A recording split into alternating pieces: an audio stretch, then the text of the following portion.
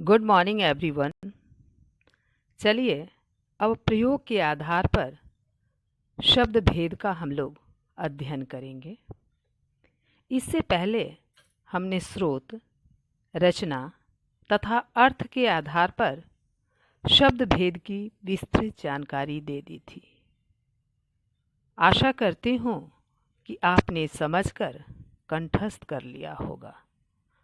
तो चलिए प्रयोग के आधार पर शब्द भेद पढ़ें।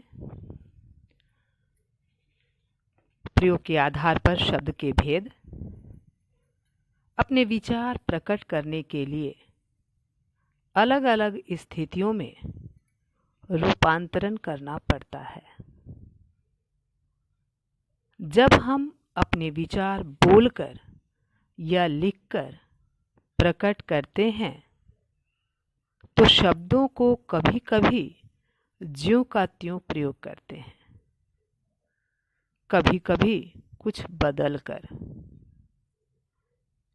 कुछ शब्द लिंग, काल तथा वचन से प्रभावित होते हैं तो कुछ नहीं। इसलिए व्याकरणिक इकाइयों के प्रयोग की दृष्टि से दो प्रकार के शब्द होते हैं, विकारी शब्द, अविकारी शब्द। पहला, विकारी शब्द। विकारी शब्द वे होते हैं जो लिंग, काल तथा वचन से प्रभावित होते हैं। यानी लिंग, काल तथा वचन से इनके रूप में परिवर्तन होता है, विकार उत्पन्न होता है। संज्ञा, सर्वनाम, क्रिया तथा विशेषण शब्द विकारी होते हैं क्योंकि इनके मूल शब्दों का रूपांतरण होता है, परिवर्तन होता है, विकार होता है।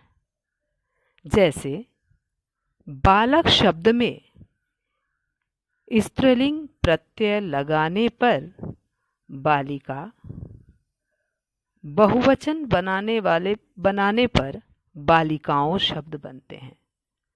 बालक शब्द में स्त्रीलिंग प्रत्यय अगर लगाते हैं तो बालिका बन जाता है और इसका बहुवचन प्रयोग करेंगे तो बालिकाओं शब्द बनते हैं। तो इस बालक का लिंग वचन के अनुसार रूप में परिवर्तन हुआ, विकार हुआ। ये लिंग वचन तथा काल के साथ साथ अपना स्वरूप बदलते जाते हैं। हिंदी में विकारी शब्दों के 4 भेद हैं: संज्ञा, सर्वनाम, विशेषण तथा क्रिया। संज्ञा जैसे नारी, रूप परिवर्तन करेंगे तो हो जाएगा नारियों, नारियां। सर्वनाम मैं, मुझे, मेरा, मुझको। इस प्रकार सर्वनाम मैं का इतने सारे रूप में परिवर्तन हुआ। विशेषण अच्छा, अच्छे, अच्छी। क्रिया आ, आया, आएगा, आओ।